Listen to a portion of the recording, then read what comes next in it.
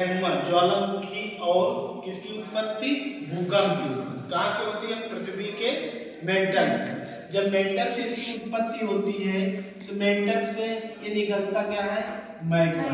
जब मैग्मा निकलता है तो क्या होता है? तरल अवस्था में होता है। मैग्मा कैसे होता है? मैग्मा तरल अवस्था में होता है। जब मैग्मा तरल अवस्था से बाहर निकलता, किसके सहारे बाहर निकलता? ज्वालामुखी नली के सहारे। जब ज्वालामुखी नली के सहारे बाहर निकलता है मैग्मा, तो इस बाहर निकलते हुए भाग में जो छोटा सा छिद्र होता है उसको क्रेटा कहा जाता है। और इसी छोटे, जब एक समय कई बार निकलता है, लगातार निकलता रहता है, तो इस भाग को क्या कहा जाता है? इसी भाग को कालडेरा कहा जाता है। जब इसका छिद्र क्या हो जाता है?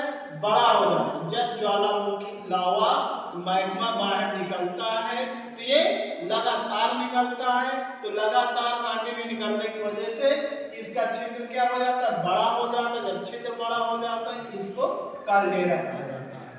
अब जब लावा बाहर निकलता है तो इसे लावा कहा जाता है। जब ये बाहर निकलता है तो ये कठोर अवस्था में होता है और इसी को लावा कहा जाता है। लावा निकलने के साथ क्या कहा जाता है? सबसे पहले क्या निकलता है? सबसे पहले और सबसे अधिक जलवाष्प की मात्रा होती है। जैसे कि भूकंप पढ़ाया था तो भूकंप में बताया था कि रेडान निकलता है ना, वैसे ही क्या होता है इसमें सबसे पहले अधिक और सबसे पहले कौन सा निकलता है? जलवाष्प निकलता है। जब जलवाष्प निकलता है, लेकिन जलवाष्प के साथ में इसमें ऑक्सीजन है, धूल कण वगैरह निकलते, जो उसी धूल कण से ये चट्टानें बनी हुई होती है ना। तो अब इसमें से फिर उसके बाद वायुमंडल में किसकी मात्रा होती? Sulphur dioxide. जब क्या कहते हैं वायुमंडल में होती है तो सबसे अधिक वायुमंडल में सल्फर डाइऑक्साइड की मात्रा पाई जाती है। ठीक, अब एक चीज और बताया था कि धूल कण से बनी हुई स्थलाकृति को क्या कहा जाता है?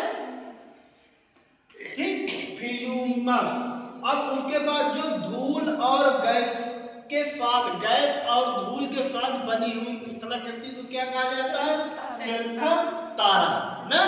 इसके बाद जब छोटे छोटे धूल कणों के साथ धूल कण के संगठन से बनी हुई स्थलाकृति को पैरोक्स कहा जाता है। ठीक, फिर उसके बाद जो गोली या कांच की गोली के समान दिखाई देने वाली स्थलाकृति को क्या कहा जाता है? लैपली कहा जाता है। अब लैपली के